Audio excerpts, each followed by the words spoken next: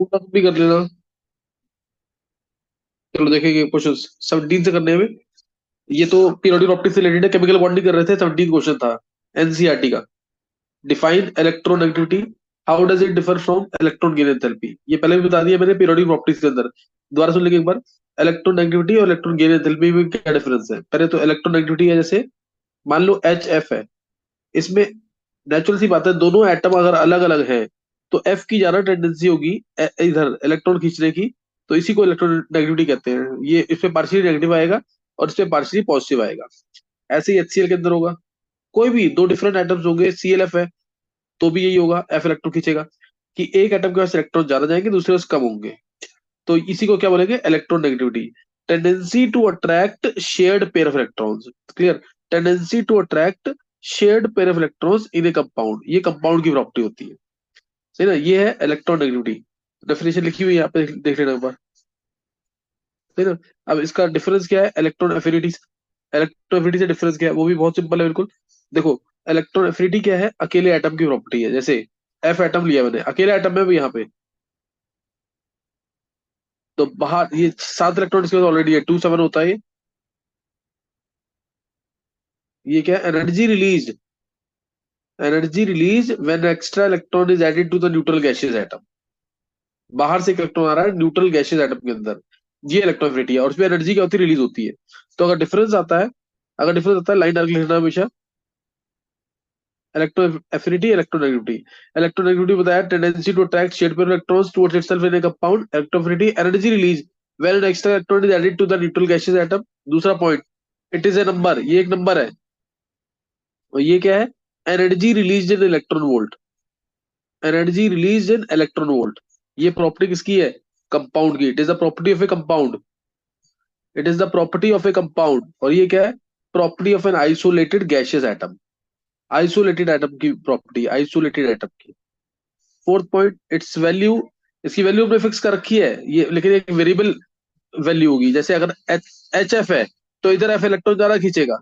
मान लो अगर मैंने सी एल एफ दे दिया, तो इधर एफ उतना इलेक्ट्रॉन नहीं खींच पाएगा, क्योंकि सीएल की भी इलेक्ट्रोनेगेटिविटी ठीक ठाक होती है। तो ये वेरिएबल वैल्यू है, ये वेरिएबल वैल्यू है, और ये फिक्स वैल्यू है। है ना, अकेले एटम की प्रॉपर्टी है तो फिक्स वैल्यू है। तो ऐसे करके डिफरेंसेस लिख सकते हो तुम, ठीक। नेक्स्ट देखेंगे, नेक्स्ट क्वेश्चन क्या है, देखो नेक्स्ट।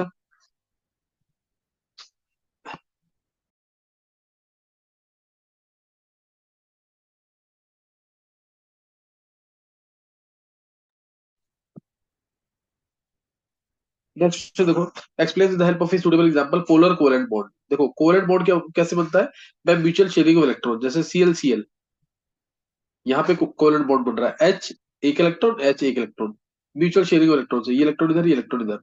तो ये सिंगल बॉन्ड बनेगा, ये कोवलेंट बॉन्ड है। यहाँ पे भी सीएल सीएल में भी, सीएल में 7 इलेक्ट्रॉन थे, दूसरे सीएल में 7 इलेक्ट्रॉन थे, एक एक शेयर हो जाएगा, ऑक्टेट कंप्लीट होगा और कोवलेंट बॉन्ड बन जाएगा।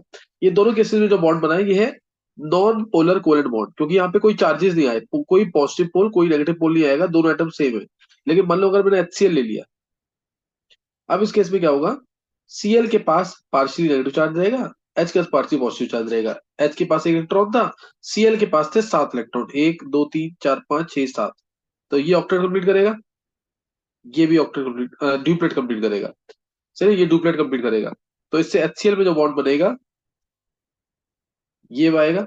लेकिन अब ये पोलर है, क्यों, क्योंकि इस पे पार्शियल नेगेटिव चार्ज है, सीएल की इलेक्ट्रॉन नेगेटिविटी ज्यादा है, एच की इलेक्ट्रॉनिटी कम है, तो इससे पार्शियली पॉजिटिव चार्ज। तो यहाँ पे बॉन्ड बन जाएगा, इसे बोलेंगे पोलर कोवलेंट बॉन्ड। डायरेक्शन होगी पॉजिटिव से नेगेटिव, ये पोलर कोवलेंट बॉन्ड है। सही है।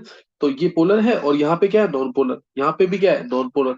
सेम एटम्स है तो नॉन पोलर बॉन्ड होगा, डिफरेंट एटम्स है तो नेगेटिव पोल पॉजिटिव पोल आएगा। इसलिए पोल्स आ गए तो polar bond, polar covalent bond. हाँ, ये है कि अब मैं यहाँ पे जैसे एच एफ ले रहा हूँ, एच एफ ले रहा हूँ तो बन गया बॉन्ड यहाँ पे। एचसीएल, ये बॉन्ड बन गया। लेकिन एचसीएल अगर मैंने एनएसीएल कर दिया ना, तो ये बन जाएगा। अब इस केस में एनए अपना इलेक्ट्रॉन कंप्लीटली ट्रांसफर कर देगा सीएल को, और सीएल उस इलेक्ट्रॉन को ले लेगा। तो यहाँ पे एक्सट्रीम केस बन गया पोलर कोवलेंट बॉन्ड का, जिसको हम बोलेंगे आयनिक बॉन्ड। एक्सट्रीम केस जो पोलर कोवलेंट बॉन्ड का, वो क्या होगा, आयनिक बॉन्ड। इसमें कंप्लीटली ट्रांसफर हो जाते हैं इलेक्ट्रॉन। एचसीएल में कंप्लीटली ट्रांसफर नहीं हुआ है, एचसीएल में कंप्लीटली ट्रांसफर नहीं हुआ है। बस ये पार्शियल नेगेटिव आया, पार्शियल पॉजिटिव। इसमें पूरा नेगेटिव आएगा, पूरा पॉजिटिव आएगा। तो ये पोलर कोवलेंट बॉन्ड का एग्जांपल है एचसीएल। एचसीएल हो गया, सीएलएफ हो गया, आईसीएल हो गया, सही ना। ये पोलर कोवलेंट बॉन्ड की एग्जांपल है। यही चीज देखिए, when to dissimilar atoms having different electronegativities combine to form a covalent bond, the bond pair of electrons is not share equally, equally share नहीं होगा वो, एक के पास ज्यादा शिफ्टेड है, Cl के पास क्या है, ज्यादा शिफ्टेड है इधर। the bond pair shifts towards the nucleus of atom having greater electronegativity, as a result electron distribution gets distorted and the electron cloud is displaced towards more electronegative atom। यही चीज बताइए मैंने तुम्हें भी एग्जांपल समझा करके, सही ना। HCl का एग्जांपल लेके समझा दे रहे हैं इसको। नेक्स्ट एग्जांपल क्या क्वेश्चन है?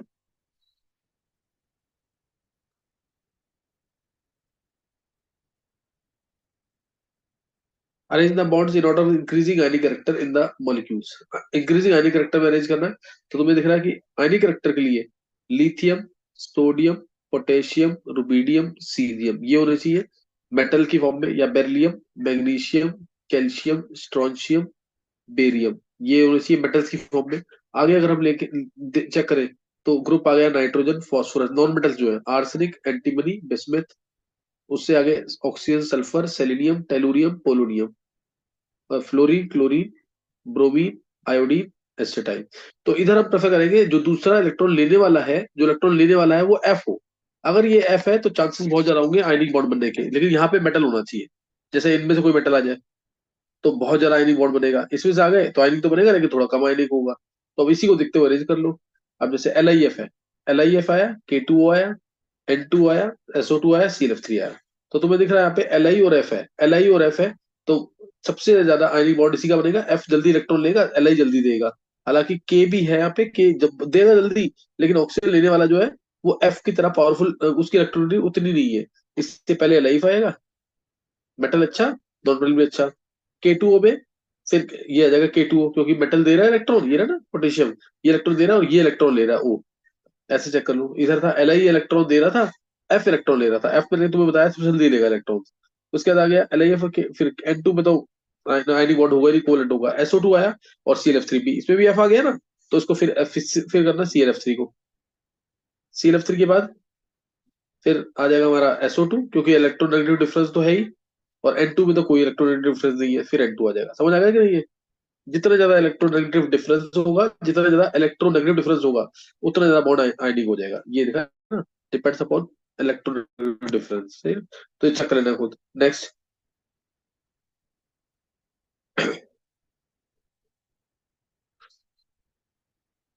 स्ट्रक्चर देखा है तुम्हें, C S three C O O H का, but some of the bonds are shown incorrectly, write the correct Lewis structure. The correct Lewis structure बोला है, तुम्हें पता होना चाहिए कार्बन है टू फोर, तो चार बॉन्ड बनते हैं इसके। ऑक्सीजन है टू सिक्स, दो इलेक्ट्रॉन गिरने का, इसके चार बॉन्ड बनने चाहिए, ऑक्सीजन के दो बॉन्ड बनने चाहिए। हाइड्रोजन है वन, तो इसका एक बॉन्ड बनना चाहिए, इसका एक बॉन्ड बनना चाहिए। तो यहाँ पे देखो ये रहा कार्बन जो है, इसके पांच बॉन्ड बना रखे हैं, एक, एक और दो तीन, तीन और एक चार, चार और एक पांच, तो ये गलत हो गया।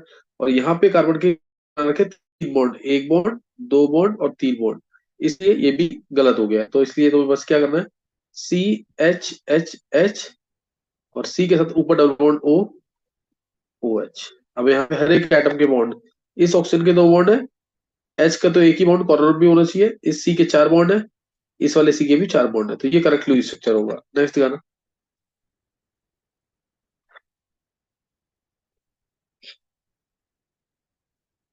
ये रहा, apart from tetrahedral geometry another possible geometry for CH4 is square planar with the four H atoms at the corners and of the square and the C atoms at its center. Explain why CH4 is not square planar। ये होती है tetrahedral geometry, और ये है square planar geometry. इसमें angle सारे होते हैं 90 डिग्री के, 90 डिग्री का angle, 90 degree angle, 90 degree angle, 90 degree angle. इधर एंगल होता है 109 डिग्री 28 मिनट का। इधर कार्बन की कंडीशन है sp3, इधर कार्बन की कंडीशन है dsp2। dsp2 देखो, अब ये वाली ज्योमेट्री पॉसिबल नहीं है, इसके रीजन कार्बन होता है 1s2, 2s2, 2p2। इसकी वैलेंसी अचीव करने के लिए हम उसके एक एस के इलेक्ट्रॉन को पी में डालते हैं, 1s2, 2s1, 2px1, 2py1, 2pz1, 2pz1। तो अब आया sp3, चार बॉन्ड बनाने, अगर चार बॉन्ड बनाने तो sp3 हाइब्रिडेशन आ गई। एक तो कार्बन के पास डी ऑर्बिटल है नहीं, 2D पॉसिबल नहीं होता, 2D पॉसिबल नहीं होता जहाँ पे इलेक्ट्रॉन एक्साइट कर सके। कार्बन के पास कोई डी ऑर्बिटल नहीं है, साइज छोटा है इसका, इसलिए DsP2 पॉसिबल नहीं होगी, इसलिए DsP2 पॉसिबल नहीं होगी, स्क्वायर प्लेनेट शेप इसलिए पॉसिबल नहीं होगी। दूसरा ये भी कर सकते हो तुम, क्योंकि अगर तुमने स्क्वायर प्लेनेट शेप शो कर दी तो उसमें एंगल आ रहा है 90 डिग्री का, रिपल्शन भी ज्यादा है। रिपल्शन 90 डिग्री यानी एटम्स क्लोज है, CH बॉन्ड्स क्लोज होंगे आपस में, रिपल्शन ज्यादा होगी। इसमें अगर हर एक के बीच में 109 डिग्री 28 मिनट का है, तो इससे रिपल्शन भी थोड़ी कम होगी। तो दोनों पॉसिबिलिटी दिखाते हैं, एक तो कार्बन के पास डी ऑर्बिटल्स नहीं होते हैं, और दूसरा स्क्वायर प्लेन ज्योमेट्री में एंगल 90 डिग्री का है जो कम होता है, तो रिपल्शन ज्यादा होंगी। इसके थ्रू दिखाते हैं, ये पूरा एक्सप्लेन करना है इसको इससे लेकर के कि sp3 ही हाइब्रिडेशन आएगी, no d orbital, no 2D possible, 2D होता ही नहीं है उसमें, n की वैल्यू 2 तो l की वैल्यू 2 हो जाती है, इसलिए इसको कर लेना ढंग से। Next,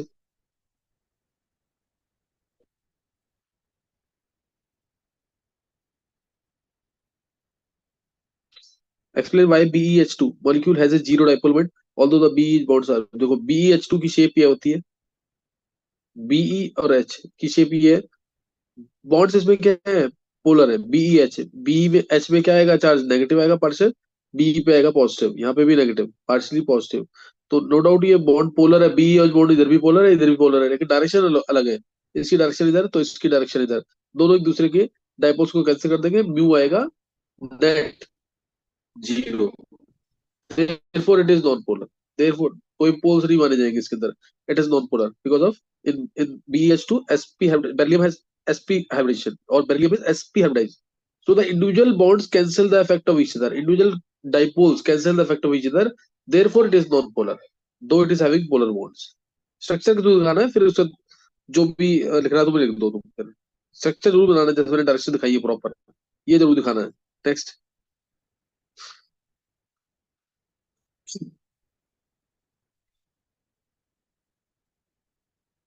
which out of NH3 and NF3 has a higher dipole moment and why, ये तो पता क्वेश्चन हर बार आता है पेपर के अंदर, पेपर में जरूर आता है क्वेश्चन, ये NH3 NF3 किसी डाइपोल मोमेंट ज्यादा है, NH3 का स्ट्रक्चर बनाएंगे और NF3 का, देखो NH3 NF3,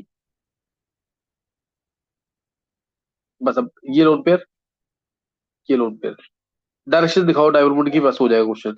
इधर H पे पॉजिटिव, H पे पॉजिटिव, H पे पॉजिटिव, N पे 3 नेगेटिव, डायरेक्शन इधर, डायरेक्शन इधर, डायरेक्शन इधर, लोन पेयर हमेशा डोनेट होता है तो इसलिए डायरेक्शन होगी ऊपर की तरफ, पॉजिटिव से नेगेटिव डायरेक्शन दिखानी है, तो इस लोन पेयर की डायरेक्शन को और इस डायरेक्शन को चेक करो, सबकी डायरेक्शन सेम है, तो नेट डाइपोल मोमेंट क्या आएगी, ज्यादा आएगी।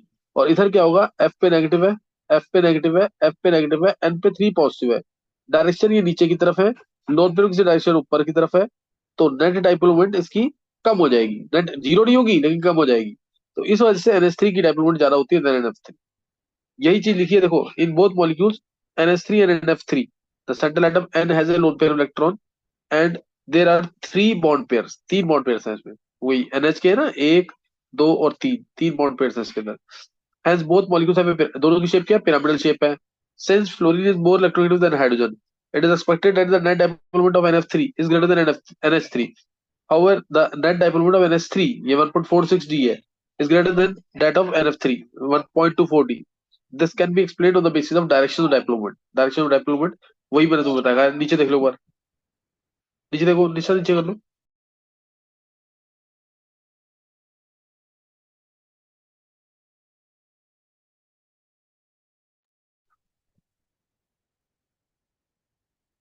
देखो next question, what is meant by hybridization of atomic orbitals, describe the shapes of sp sp2 and sp3 hybrid orbitals। Hybridisation में एटॉमिक ऑर्बिटल्स देखो, डिफाइन हाइब्रिडेशन बहुत इंपॉर्टेंट है, ये क्या है, इंटरमिक्सिंग ऑफ, पहले एग्जांपल ले रहा हूं मैं, जैसे ये कार्बन है, carbon 1s2 2s2 2p2 2p2 1s2, electron Exide किया 2s1 2px1 2py1 और 2pz1, ये आ गया sp3, sp3 हाइब्रिडेशन आ गई। तो हाइब्रिडेशन क्या है, मिक्सिंग ऑफ ऑर्बिटल्स, इंटरमिक्सिंग, ये एक ही एटम क्या है ध्यान रखना, कार्बन की ही एटॉमिक ऑर्बिटल्स है, intermixing of orbitals, intermixing of orbitals belonging to the same atom, 2s 2p 2px 2py, ये सब मिक्स कर रहे हैं, 2s 2px 2py 2pz, intermixing of orbitals belonging to the same atom having slightly different energies, 2s और 2px की energy क्या होगी, थोड़ी बहुत डिफरेंट होगी, एन प्लस एल रूल से चेक कर सकते हो। Intermixing of orbitals belonging to the same atom having slightly different energies and shapes so that a redistribution of energy takes place so that a redistribution of energy takes place and new hybrid orbitals with equal energies and identical shapes are formed। ये proper definition है hybridisation की। यही लिख के आना 1 mark में तो मिलेगा मार्क्स पूरा। यही एग्जांपल सोचोगे तो आराम से कर लोगे। क्या है? इंटरमिक्सिंग ऑफ ऑर्बिटल्स, ये 2s 2px 2py 2pz ये मिक्स हो रहे हैं चारों एक ही एटम के, कार्बन एटम के। Intermixing of orbitals belonging to the same atom with slightly different energies, 2s 2px 2py 2pz चारों की थोड़ी बहुत डिफरेंट एनर्जी है, एन की वैल्यू सबकी सेम है 2। so that a redistribution of energy takes place leading to the formation of new hybrid orbitals which have identical shape and identical energy, same energy, सबकी same energy होगी। एक S है 2s ये रहा, दूसरा 2px, फिर 2py और ये 2pz। 2s 2px 2py 2pz ये चारों मिक्स करेंगे तो चार हाइब्रिड ऑर्बिटल्स बनेंगे। चार हाइब्रिड ऑर्बिटल्स बनेंगे, चारों की सेम एनर्जी होगी और आइडेंटिकल शेप। हाइब्रिड ऑर्बिटल की शेप ये होती है, ये और एक छोटा लोब। तो ऐसे चार ऑर्बिटल बनेंगे at an angle of 109 degree 20 minute, इस तरीके से। ये एक, दो, तीन, एग्जैक्टली ऐसे ही बनाना है। चार, सबके सामने छोटा लोब दिखा देना, ये इसके सामने, ये इसके सामने, ये इसके सामने, ये इसके सामने, ये चार लोब दिखा दिए। और ये चारों sp3 हाइब्रिड ऑर्बिटल है, sp3 sp3 sp3 sp3। और ये दिखाया यहाँ पे, ये सॉरी एच मत, इसको मत दिखाओ, नहीं, इसको नहीं दिखाना, वो तो अब एग्जांपल लेंगे जैसे सी एच फोर का तब दिखाना है इसको। ये चार हाइब्रिड ऑर्बिटल बन गए at an angle of 109 degree 28 minute, 109 degree 28 minute का एंगल। 109 डिग्री 28 मिनट का एंगल आ जाएगा। समझ आ गया कि नहीं? तो ये बहुत इंपॉर्टेंट केस है। मैंने एक समझा दिया तुम्हें, सही ना, एक समझा दिए। अब describe the shapes of sp sp2 and sp3 hybrid orbital, एक दिखा दिया, दूसरा देखेंगे अब। देखो अब sp ले रहे हैं, कार्बन लिया 1s2, इलेक्ट्रॉन एक्साइड कर रहा हूँ डायरेक्ट में, 2s1 2px1 2py1 2pz1। ये 2s और 2px, 2s और 2px ये दोनों मिक्स होंगे, एक s और एक 2px ये दोनों मिक्स हो रहे हैं, तो दो हाइब्रिड ऑर्बिटल बनेंगे इस तरीके से। ये बनाना है तुम्हें पेपर में, ये बना दिया एट एन एंगल ऑफ, ये हाइब्रिड ऑर्बिटल है तो इसके साइड लोब जरूर दिखाना, साइड लोब के मार्क्स मिलेंगे। और ये एंगल आ गया यहाँ पे 180 डिग्री का। ये दो हाइब्रिड ऑर्बिटल्स हैं at an angle of 180 degree. Sp hybridisation कहेंगे इसको, लीनियर शेप बोलते हैं। एसपी और diagonal hybridisation, it is having linear shape. और उससे पीछे जो दिखाई थी ना, एक एस और तीन पी जब थे, तो वो sp3 हाइब्रिडेशन थी। टेट्राहेड्रल हाइब्रिडेशन होती है वो, टेट्राहेड्रल, सही ना। अब एक आगे रह गया sp2। sp2 में क्या होगा, एक s दो पी मिक्स करेंगे, एक s है, एक 2px ले लो, एक 2py ले लो, ये मिक्स करेंगे और तीन हाइब्रिड ऑर्बिटल बनेंगे। और ये तुम्हें पता है तीन हाइब्रिड ऑर्बिटल कहाँ जाके सेटल होंगे, जहाँ रिपल्शन मिनिमम हो। मिनिमम रिपल्शन कब होगी, जब एंगल होगा 120 डिग्री का, इस तरीके से।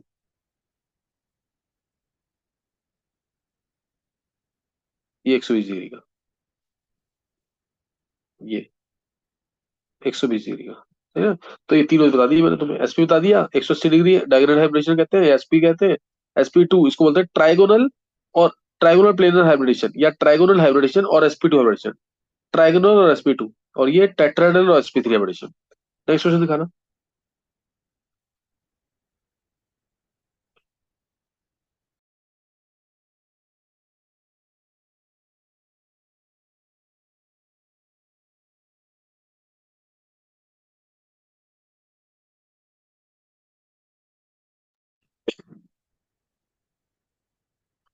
नेक्स्ट क्वेश्चन देखेंगे। क्वेश्चन ये है, describe the change in hybridisation if any of the aluminum atom in the following reaction। AlCl3 plus Cl negative plus A gives this। तो AlCl3 है, इसमें एल्यूमिनियम एल्यूमिनियम के साथ तीन Cl लगे हुए हैं, कोई लोन पे कोई अनशेड पेयर, तो इसलिए इसकी हाइब्रिडेशन होगी sp2 और जैसे ये Cl नेगेटिव से अटैच करेगा, Cl नेगेटिव से अटैच करेगा, Al इलेक्ट्रॉन डेफिशिएंट है, उसको ये लोन पेयर दे देगा अपना, बन जाएगा AlCl4 negative, AlCl4 negative, Cl4 ये बन गया नेगेटिव। तो अब एल्यूमिनियम क्या आ गया, 4 सिग्मा बॉन्ड, कोई लोन पेयर नहीं है। तो अब इधर एल्यूमिनियम की हाइब्रिडेशन हो जाएगी, इस वाले एल्यूमिनियम की हाइब्रिडेशन हो जाएगी sp3। अब क्या हाइब्रिडेशन हो जाएगी sp3, यही दिखाना है बस तुम्हें। सही ना, यही चीज दिखानी है, यही चीज लिखी हुई है इसके अंदर। तब चेंज इन हाइब्रिडेशन आ गया। इधर एल्यूमिनियम था sp2 और इधर वाला एल्यूमिनियम क्या है sp3। ये चेंज इन हाइब्रिडेशन आएगा। इधर वाले एल्यूमिनियम के बन रहे हैं 3 बॉन्ड, 3 क्लोरीन के साथ, इधर वाले एल्यूमिनियम के बन रहे हैं 4 बॉन्ड, 4 क्लोरीन के साथ। Next question.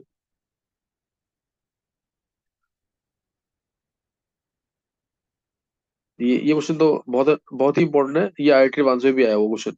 Is there any change in hybridisation of boron and nitrogen as a result of the following reaction, bf3 plus NH3 है। bf3 तो पता है, इसके अंदर बोरोन के पास 3 बॉन्ड है, यानी 6 इलेक्ट्रॉन्स है। It is electron deficient, boron यहाँ पे इलेक्ट्रॉन डिफिशिएंट है, एक बॉन्ड में 2 इलेक्ट्रॉन होते हैं। तो 6, ये एक बॉन्ड, ये दूसरा बॉन्ड, ये तीसरा बॉन्ड। तो बोरोन यहाँ इलेक्ट्रॉन डिफिशिएंट है। एमोनिया, नाइट्रोजन जो है इसके पास देखो, नाइट्रोजन, ये एक नाइट्रोजन, एक, 3 इलेक्ट्रॉन शेयर हो गए, इसके 5 इलेक्ट्रॉन होते हैं नाइट्रोजन के पास। 5 होता है, 2 5 होता है ना, 2 5, तो 3 शेयर हो गए हाइड्रोजन के साथ। एक लोन पेयर बच गया इसके पास, लोन पेयर या अनशेयर्ड पेयर बच गया। तो ये अपना लोन पेयर दे रहा है किसको, इलेक्ट्रॉन डेफिशिएंट बोरोन को, ये दे रहा है इलेक्ट्रॉन। तो अभी बोरोन पहले हाइब्रिडेशन क्या थी, विदाउट एमोनिया, इसके बिना, एमोनिया के बिना इसकी हाइब्रिडेशन थी sp2, 3 बॉन्ड है। अब जैसे ही इसने इलेक्ट्रॉन ले लिए, तो इसकी हाइब्रिडेशन क्या क्या हो गई, sp3। अब इसकी इस केस में पहले bf3 अकेला है, तो हाइब्रिडेशन sp2, बोरोन के 3 बॉन्ड्स है। अभी क्या हो गई हाइब्रिडेशन, sp3 कर देना, sp3। और ऐसे ही नाइट एमोनिया अकेले था, लोन पेयर था, 3 सिग्मा बॉन्ड है, एक लोन पेयर है, तो हाइब्रिडेशन होगी sp3। लेकिन जब इसने लोन पेयर अपना दे दिया इसको, तो अब इस एमोनिया के 4 बॉन्ड बन गए पूरे, 4 बॉन्ड बन गए, तो ये भी sp3 हो जाएगा। लेकिन अब शेप हो जाएगी टेट्राहेड्रल। तो अब दोनों बोरोन, बोरोन भी और नाइट्रोजन भी, दोनों के दोनों sp3 हाइब्रिडाइज हो जाएंगे और दोनों की शेप हो जाएगी टेट्राहेड्रल। bf3 है, अब तुम ऐसे बनाओगे bf3 को, bf3, ये इनको लोन पेयर दिए। और सेम तरीके से NH3 के बनाओगे, NHHH, और ये bf3 को लोन पेयर दिया। Both will become sp3 hybridise and both will be now tetrahedral in shape. ये बताना तुम्हें, ये इंपॉर्टेंट क्वेश्चन है। Next question.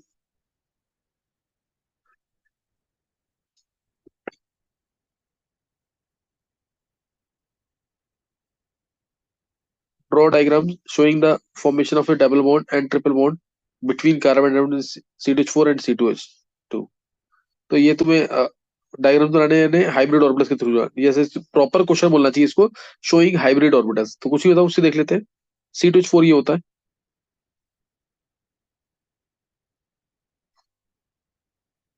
यहाँ तुम्हें दिख रहा है कार्बन के साथ 3 सिग्मा बॉन्ड है, तो ये sp2 हाइब्रिडाइज है, ये sp2 हाइब्रिडाइज है। इस कार्बन के साथ भी 3 सिग्मा बॉन्ड है, 1 2 और 3, तो ये भी sp2 हाइब्रिडाइज है। दोनों के दोनों कार्बन sp2 हाइब्रिडाइज है, वो तुम दिखा देना यहीं से देख लो, 1s2 sp2 hybridisation, sp2 hybridisation हो जाएगी यहाँ पे, यहाँ तक sp2 हाइब्रिडेशन हो जाएगी। sp2 हाइब्रिड शेप तुम्हें पता ही है, ये रख एक कार्बन sp2 हाइब्रिड शेप, ये दिखा दी। साइड लोब दिखा देंगे इसके, इसका साइड लोब, इसका साइड लोब, इसका साइड लोब, ये दिखा दिया। उसके बाद दूसरा कार्बन भी इसके साथ, दूसरा कार्बन क्या कर रहा है, इसके साथ सिग्मा बॉन्ड बना रहा है, ये बन गया सिग्मा बॉन्ड दूसरे कार्बन का, ये साइड लोब। साइड लोब जो दिखाना नहीं तो मार्क्स से मिलेंगे। दोनों कार्बन में एक सिग्मा बॉन्ड दिखा दिया। और एच है दोनों के साथ, एच होता है 1s1, 1s1 यानी स्फेरिकल शेप, ये एक 1s1, ये दूसरा 1s1, दूसरा तीसरा हाइड्रोजन, चौथा हाइड्रोजन, ये बन गया स्फेरिकल शेप। अब एक पी ऑर्बिटल रह गया ये वाला, ये बनाएगा पाई बॉन्ड। ये पी ऑर्बिटल दिखा रहा हूँ मैं अलग से, ये दिखा दिया p orbital, perpendicular to sigma bonds, perpendicular to sigma bonds, यहाँ बन गया पाई बॉन्ड, यहाँ बन गया पाई बॉन्ड। समझ आ गया कि नहीं है। तो ये C2H4 की शेप है, ये C2H4 की शेप है, HHHH, सही ना, ये C2H4 की शेप है। ऐसे C2H2 देखेंगे अब, C2H2, देखो इसमें कार्बन की हाइब्रिडेशन है sp2, सॉरी sp, ये देखा तो C ट्रिपल बॉन्ड CHH। यहाँ कार्बन के साथ 2 सिग्मा बॉन्ड है sp, 2 सिग्मा बॉन्ड है sp, sp हाइब्रिडेशन कार्बन की, कार्बन की हाइब्रिडेशन हो गई sp, sp की शेप ये, ये एक कार्बन साइड ऑफ जरूर दिखाना। ये दूसरा कार्बन sp वाला, दोनों कार्बन आ गए इस कार्बन के बीच में, इस कार्बन के बीच में। ये दिखा दिया मैंने एक सिग्मा बॉन्ड, ये दिखा दिया एक सिग्मा। दो पाई बॉन्ड दिखाने, दो पाई बॉन्ड दिखाने at angle of 90 degree, perpendicular sigma bond. पहले एच दिखा दो यहाँ पे, ये एक एच दिखा दिया इधर, ये दूसरा एच दिखा दिया। ये अब दो दिखाने हैं पाई बॉन्ड, ये दिखा रहा है एक पाई बॉन्ड, ये दिखा दिया। इसमें भी ऐसे दिखा दो यहाँ पे,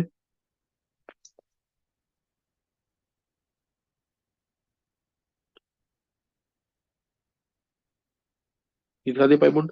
एक और पाई बॉन्ड दिखा देंगे, थोड़ा छोटा करके दिखाना ताकि बनाने में आसानी हो। ये दिखा देंगे दूसरा pi bond,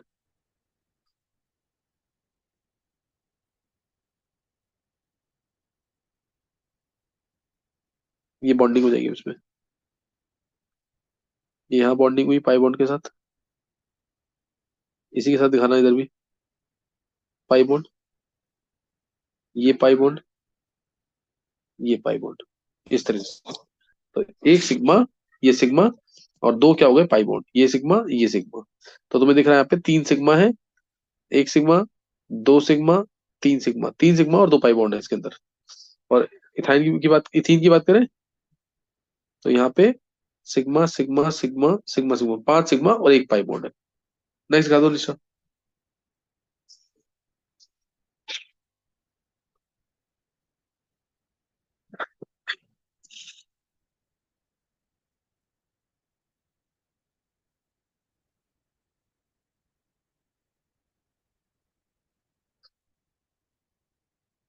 what is the total number of sigma and pi bonds in the following molecule? ये तो अभी बताया मैंने, C2H2 में कितने सिग्मा बॉन्ड्स है? तीन सिग्मा, एक सिग्मा, दो सिग्मा, तीन सिग्मा, एक पाई और दो पाई। तीन सिग्मा और दो पाई है इसके अंदर। और C2H4 में एक सिग्मा, दो सिग्मा, तीन सिग्मा, चार सिग्मा, पांच सिग्मा, पांच सिग्मा और एक पाई। नेक्स्ट, ट्रिपल बॉन्ड, दो पाई एक सिग्मा, डबल बॉन्ड एक सिग्मा एक पाई। बस ये दिमाग में रखना। नेक्स्ट क्वेश्चन दिखा दो।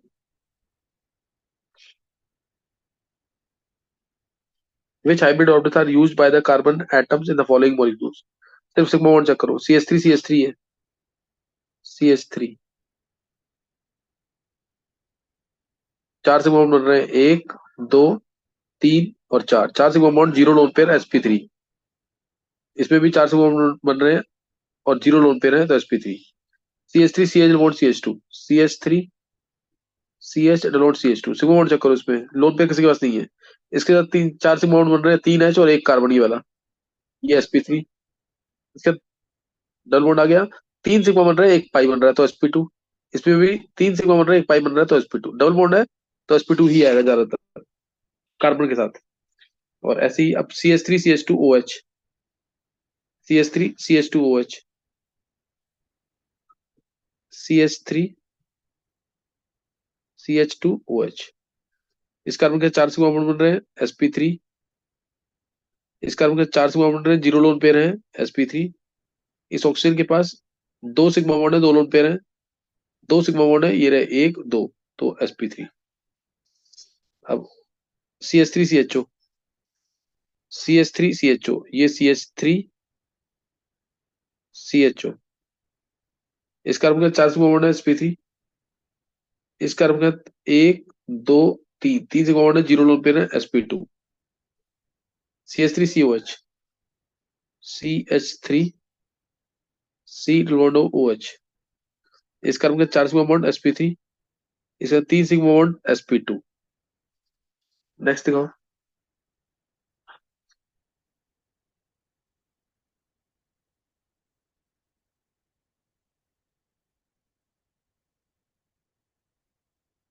निशा कितना टाइम लग रहा है? 4 मिनट। चल दिखाओ जल्दी क्वेश्चन, एक दो क्वेश्चन हो जाएंगे। What do you understand by bond pair and lone pair of electrons? Illustrate by giving one example of each type। कोई भी एग्जांपल ले लो, जैसे मैंने एग्जांपल ले लिया NH3 का, सपोज NH3, N के पास एक, दो, तीन, चार, पांच, पांच वैलेंस इलेक्ट्रॉन्स है। H के पास एक वैलेंस इलेक्ट्रॉन, एच के पास एक वैलेंस इलेक्ट्रॉन, एच के पास एक वैलेंस इलेक्ट्रॉन, एक ही इलेक्ट्रॉन होता है इसका। इसका ड्यूप्लेट कंप्लीट, इसका ड्यूप्लेट कंप्लीट, इसका ड्यूप्लेट कंप्लीट। तो ये हो गए, और इसका इसका हो गया ऑक्टेट कंप्लीट। तो इस वाले पेयर ने शेयरिंग में पार्टिसिपेट नहीं किया, इसी को बोलते हैं अनशेयर्ड पेयर यानी लोन पेयर।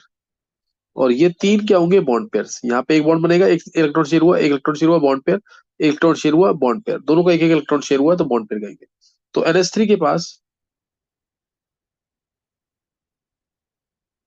ये तीन क्या, एक बॉन्ड पेयर, दो बॉन्ड पेयर, तीन बॉन्ड पेयर, और ये क्या है, अनशेयर्ड पेयर, ये लोन पेयर है। तो यही बताना है तुम्हें, बॉन्ड पेयर क्या होता है और लोन पेयर क्या होता है, एग्जाम्पल के थ्रू, है ना।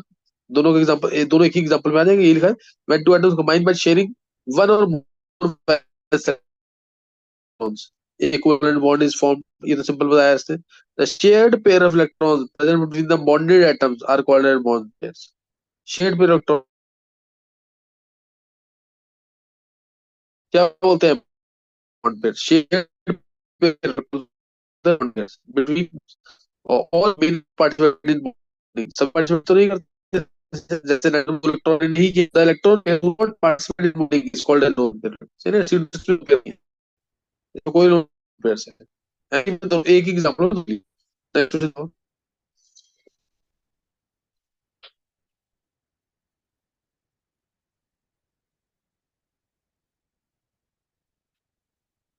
Distinguish between sigma bond